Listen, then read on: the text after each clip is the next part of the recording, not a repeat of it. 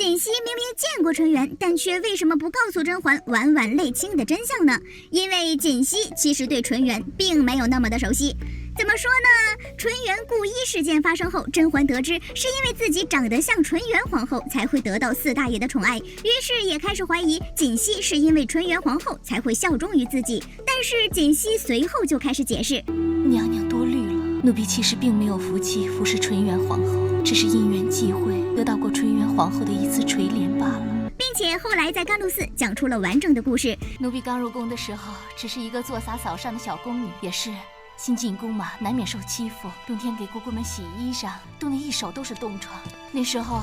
纯元皇后还只是雍亲王福晋呢。进宫给太后请安，看见了奴婢的手，说：“真可怜，手都冻成这样了，怎么还在洗衣裳呢？”后来，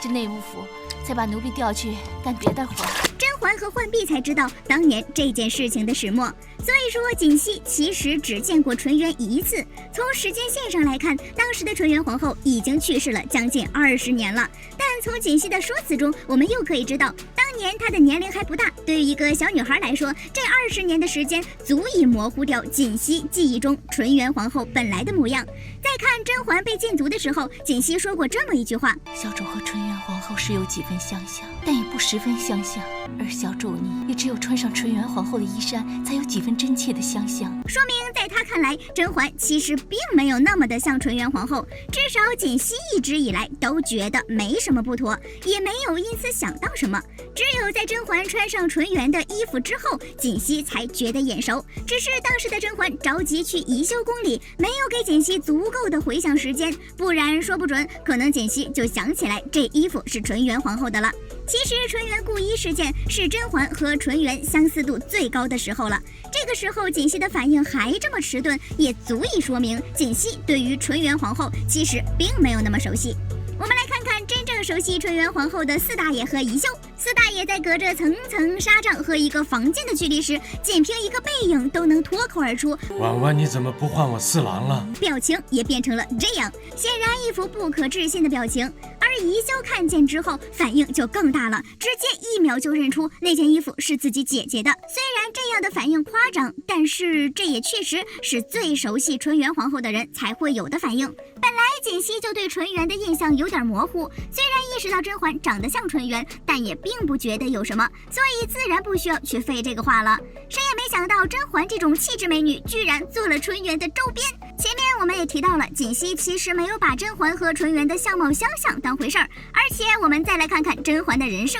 除了是一个拥有绝美容貌的解语花之外，甄嬛还是一个有政治素养、能出谋划策、会吟诗作对，而且武技超群，连乐器都是样样精通。这样完美型的妃子，别说是男人了，我都想拜倒在姐姐的石榴裙下呀！谁能想到四大爷这玩意儿居然把甄嬛当纯元的周边呢？所以锦溪没能意识到婉婉泪倾，完全不怪他。他虽然聪明，但毕竟不是全能型人物，也没有上帝视角，而且就连隔壁宜修一开始都被四大爷的操作迷惑住了，根本不清楚皇上是真的喜欢甄嬛，还是只拿她当替身。直到那次安陵容一大早就去找甄嬛，发现四大爷对甄嬛的称呼是婉婉，于是安陵容在跟宜修闲聊的时候打趣着说给他听了，他听了以后立马笑开了花。别人以为宜修这是在开甄嬛的玩笑，但其实只有他自己知道，这个笑就是因为他意识到，原来受尽宠爱的甄嬛也不过只是自己姐姐的一个替身罢了。拿捏住这一点的宜修才会想到要借助自己的姐姐去打压甄嬛，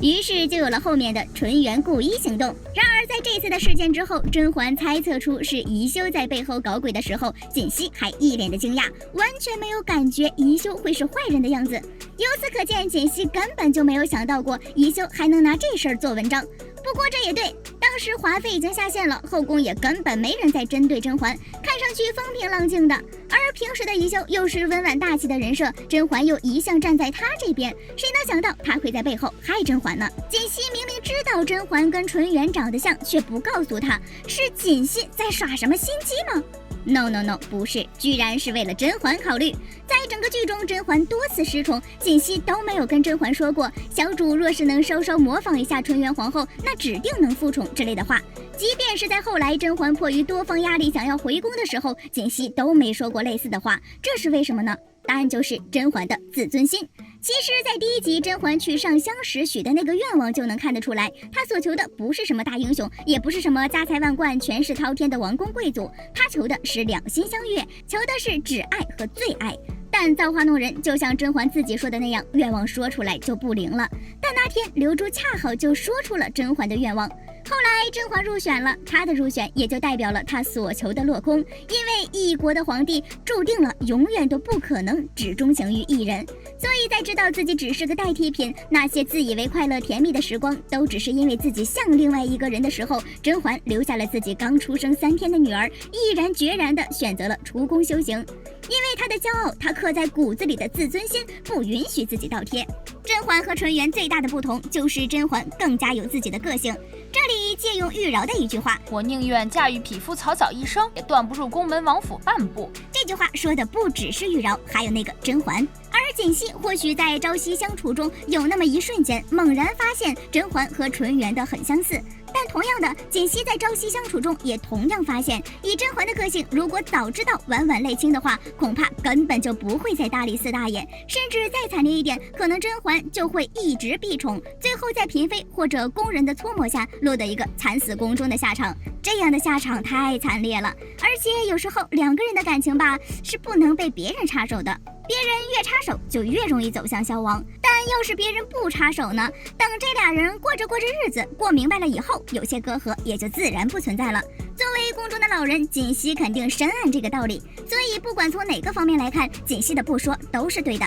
你看，最后四大爷去凌云峰的时候，明明爬山还一路小跑，迫不及待的想去见甄嬛，但是到了门口却又近乡情怯，不敢推门。还有四大爷濒死之际，连孩子是不是自己的都不计较，就只想听甄嬛再叫一声四郎来看四大爷是不是真的爱上了甄嬛。综上所述，锦汐不告诉甄嬛婉婉泪清的原因，主要是锦汐自己对于纯元根本就没有那么熟悉，其次就是锦汐压根儿就没有想到婉婉泪清，也没有想到一向和善的皇后摘下面具之后会是一个这样的反派。最后呢，则是为了甄嬛考虑，害怕以她的自尊心知道这件事情后会做出什么可怕的事情来。果然是甄嬛最大的外挂崔锦汐呀，处处都在为甄嬛考虑。很多宝宝都在讨论锦汐当初见碎玉轩的初衷是为了纯元，还是为了甄嬛，亦或是谁派她去的。锦汐是伺候太妃的大宫女儿，能调遣得动的无非就俩人，皇上或太后。皇上肯定对宫女这种事情不敏感，一看就是太后的做派。太后为啥把锦汐调给甄嬛？选秀那天，太后看到甄嬛的长相，仿佛就看到了未来，指定以后要独宠了。这大大违背了太后的标准，雨露均沾。所以呢，她有意把锦汐派给甄嬛，是因为锦汐见过纯元，她想借锦汐的嘴告诉甄嬛，就算自己日后得宠，也是得益于纯元。她希望甄嬛打心里头明白，皇帝的爱是不单纯的。谁知道锦汐太单纯了，压根儿没把纯元的事儿当回事儿，所以呢，也就没跟甄嬛提，才导致了日后的婉婉泪清事件。太后算错了，锦汐算错了，甄嬛也算错了。那句话没错，真的是一入宫门深似海呀。好了，本期视频就到这里了，宝宝们别忘了点赞评论哦，比枪。